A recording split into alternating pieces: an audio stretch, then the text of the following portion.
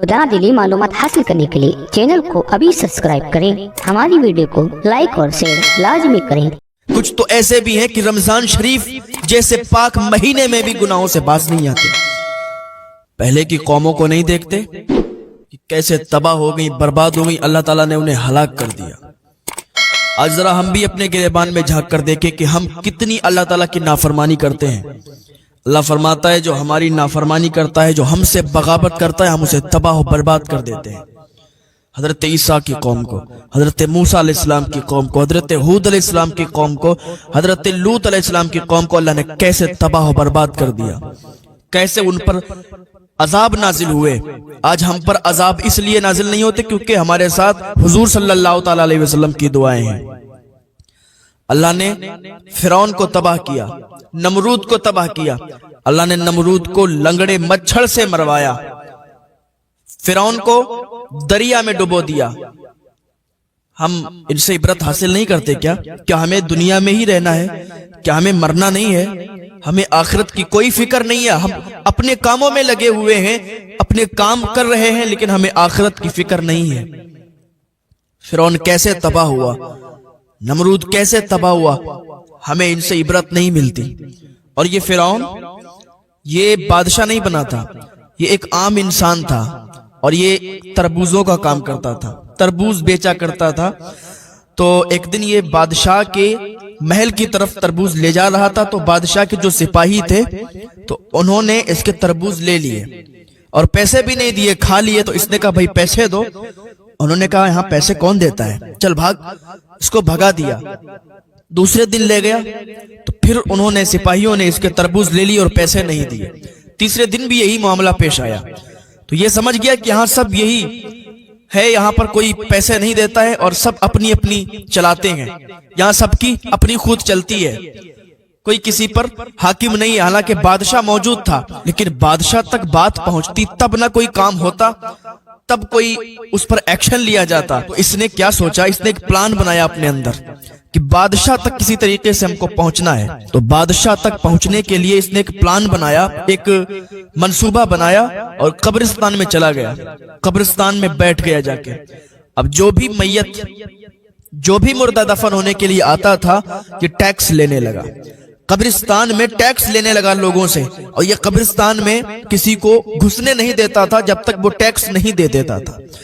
इसी तरह से काफी अरसा गुजर गया। जब लोगों को पता चला, बात फैली, तो बात बादशाह तक चली गई और इधर इसने काफी पैसा जमा कर लिया था और खर्च नहीं किया था। जब बात बादशाह तक पहुंची तो कहा ऐसा कौन सा शख्स है जो कब्रिस्तान में भी टैक्स लेता है, जरा उसको बुला के लाया जाए। सिपाही आए और फिरौन को बुला के बादशाह के सामने ले गए।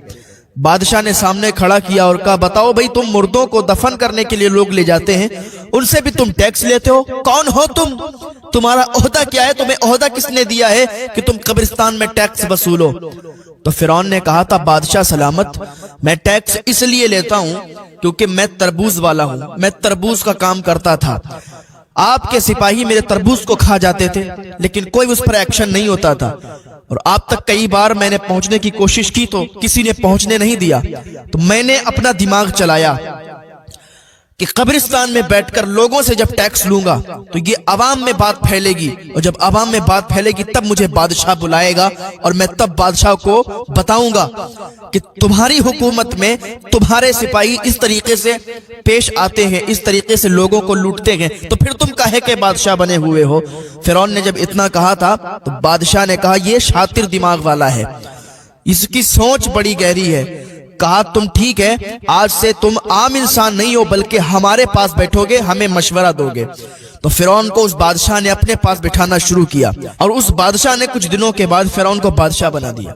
फिरौन इस तरीके से बादशाह बना और ऐसा बना कि इसने लोगों पर हुकूमत करना चाहिए और ऐसी हुकूमत करना चाहिए कि खुदाई का भी दावा किया, लोगों को अपने अंडर में कर लिया और खुदाई का दावा कर दिया, अल्लाह से बगावत की।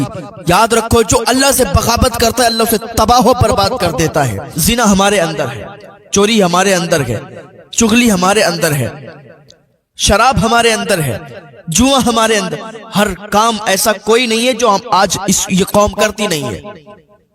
फिर कहती है कि हमारे घर में बरकतें नहीं होती, پھر کہتی ہے کہ ہمارے گھر میں رحمتوں برکتوں کا نزول نہیں ہوتا. پھر کہتے ہیں کہ ہم پریشان ہیں, یہ تکلیف ہے وہ تکلیف ہے. کاش تم اللہ کے ہو تو صحیح.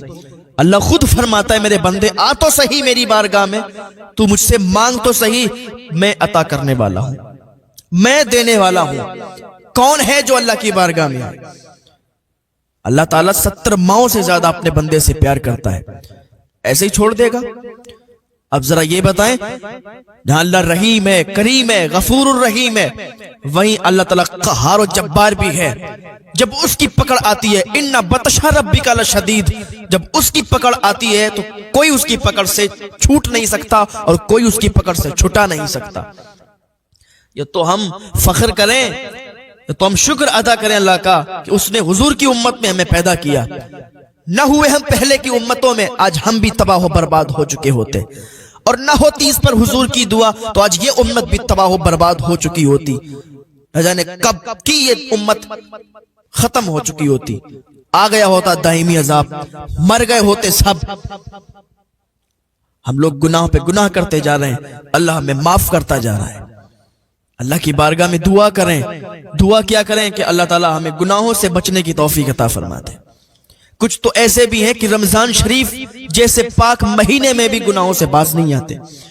کچھ تو ایسے بھی ہیں کہ رمضان شریف جیسے پاک مہینے میں بھی عبادت نہیں کرتے ہیں, نمازیں نہیں پڑھتے ہیں, اللہ کی عبادت میں نہیں لگتے, پھر وہی اپنی چوری چغلی غیبت گناہ پہ گناہ کرتے رہتے ہیں. کچھ تو ایسے بھی ہیں کہ رمضان شریف جیسے پاک مہینے میں زنا کرتے ہیں, اللہ تعالیٰ ان کی کوئی دعا قبول نہیں کرتا. جو رمضان شریف کے پاک مہینے میں ایسے بڑے بڑے جرم, ایسے بڑے بڑے گناہ کرتا ہے, اللہ تعالیٰ ان کی دعا قبول نہیں فرماتا.